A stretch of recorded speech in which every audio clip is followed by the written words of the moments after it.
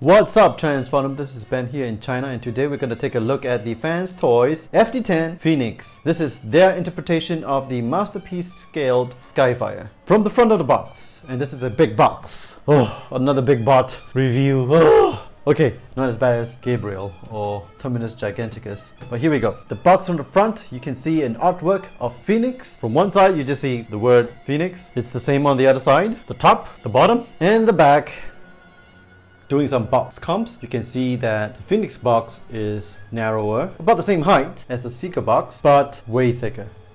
So let's crack this guy open. In the box you get an instruction manual and a bio card. Whew, big gun. There you go. Wow, flat stand adapter. And here's the guy. Ugh, the face looks kind of weird. The plastic seems alright, it's decent. It's been in the box for about 6 months now. Well, a little bit more than 6 months, I guess. No yellowing. Nice. They covered up the wing tips. It's definitely hefty. I don't see any noticeable plastic swirling. Yes, there's some oily bits here and there, and I'm quite thankful for that. Alright, here we have FT-10 Skyfire laid out with his accessories. In the bot mode, you can use his big old gun. It's not painted, it's just sculpted. A bit of scuffing on my copy here. Okay, so how does he hold the gun? I believe he holds the gun very well. Oh, okay, I spoke too soon. Oh no, it held in. The wrist is just loose. Hey! Nice. Okay, the gun picks in very nicely. Big giant pew, pew, pew. Yeah, you know, sound effects. He also comes with a translucent eyepiece. What comes out from the box is the painted eyepiece. And to swap out the eyepiece, I assume that you just unscrew this and this, and then you just take the whole thing off and then you just put it in. Yeah, it's not difficult. And then you also get the extra logo chest piece that you can swap out. Take that out and then just put in on an Autobot sticker on one, and then the other chest piece here, you just put on a Decepticon sticker, and you can play the part where Skyfire changed and swapped sides. Traitor! Skyfire stands really tall and has that masculine, manly pose. The toy is hefty. It looks toonish, I think, but we will find that out later. Just how toonish he is. Unpainted for the most parts, with a plethora of tiny little paint apps. Joints feel tight, everything feels stiff when it's just out of the box. That's just typical FansToys, and you got to love them for that. Lots of die-cast bits, so it makes it feel hefty, typical of FansToys as well. So let's get down to business. So here's Skyfire from the front, from the side, from the other side, from the back, from the bottom, and the top. Let's do some comps. Here is Skyfire with Bumblebee, Sideswipe, Grapple, Dirge, and Optimus Prime. Initiating Vscan technology.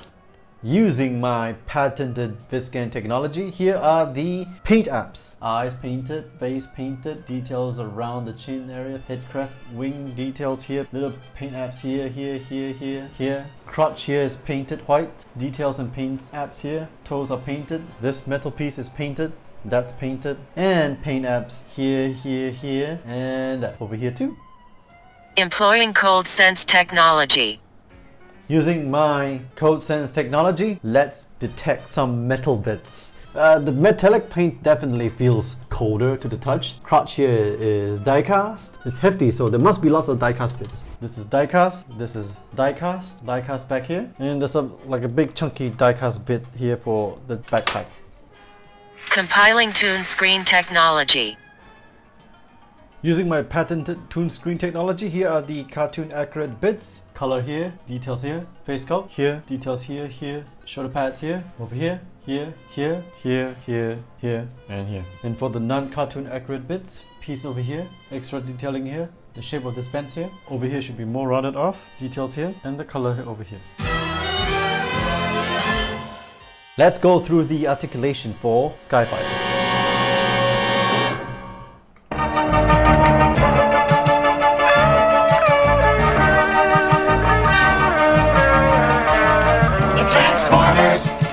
More than meets the eye.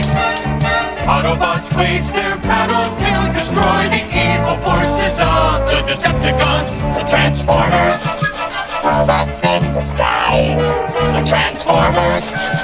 More than meets the eye. The Transformers.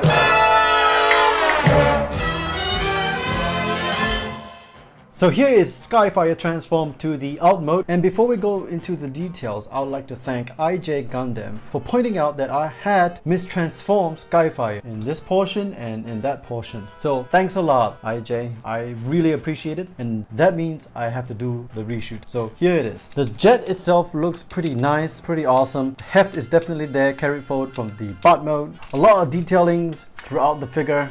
Classic FansToys, a little bit of paint apps here, there, everywhere. We'll go through that later on. And most of it is unpainted. And because it's in the alt mode, so the panels are all lined up, definitely don't see any swirling. And so the finishing is remarkable. The only accessory that comes with Skyfire, which is very unfortunate, is that you only get this adapter and no flight stand. To insert the flight adapter into Jetfire, all you gotta do is make sure that this angle here lines up with this metal piece, and then make sure that the peg here with the grooves goes into there.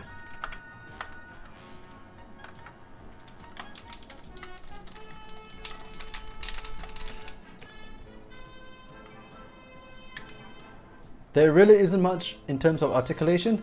You can open the cockpit here. You can articulate the wing flaps downward, not upwards, which is weird. This is just a transformation joint. The wings can move, but this is mainly due to the transformation. The thrusters don't really do much, and you can manipulate the landing gear. So here's Skyfire from the front, from the side, from the other side, from the back, from the bottom, and from the top. Let's do some comps. Here is FansToys Skyfire with side swipe, Ironhide, Bad Cubes Outback, FansToys Kickback, Make Toys Thundercracker, and FansToys Grimlock. Initiating Viscan technology. Using my Viscan technology, here are the paint app bits. Here, here, here, here, here, here, here, here, here, here, here, here, here, here, and here. Employing Cold Sense technology. Using my Cold Touch technology, here are the die-cast bits. Here, here, in there, here, here, here, here, and here. Oh. And there. Compiling Toon Screen technology.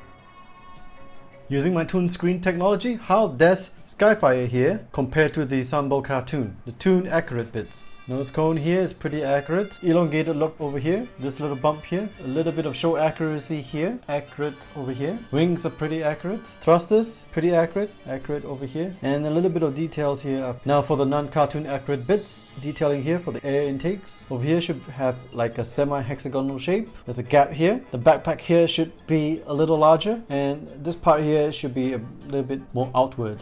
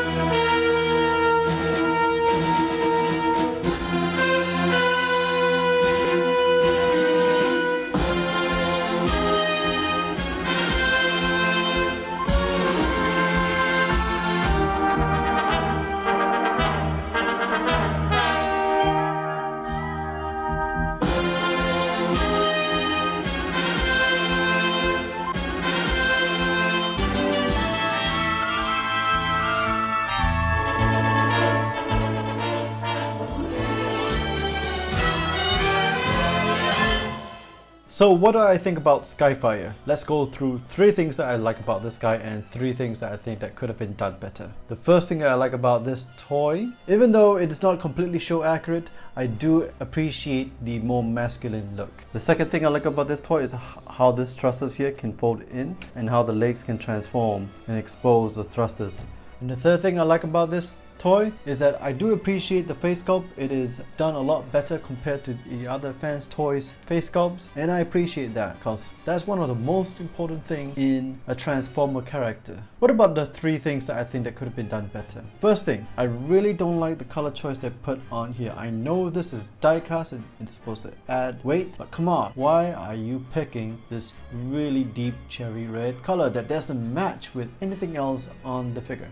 And the second thing I think that could have been done better is the amount of articulation. This is a big butt and it can't even really look down while it's standing up straight, and no butterfly joints. And the third thing I don't like about this toy is that FansToys only gave us an adapter for the flight stand, but not the flight stand itself. That is weird, and for the price tag that you pay for such a big toy, it's a wonder why they would skip out on that. So would I recommend buying this toy? I think so. I think this is a good recommend, not a solid buy, but a good recommend, and you have to be okay if something better comes along. But if you are a person that really appreciates that FT-10 era toys where it's a hybrid between toy accuracy and tune accuracy, this is a definite buy. But if you are show accurate nut, then be prepared to be disappointed in this in the future. That could happen, that just might happen, it might not, who knows. But those are my thoughts. What are your thoughts? Please leave them in the comment section down below. If you enjoyed this video, please hit a like and share button, and also hit the sub and bell button for all the good stuff in the future. This is Ben Against here in China, signing off, and I'll see you on the flip side. They should start calling it Squeak Toys. That new FansToys, oh no. And make sure you got it nice and tight so that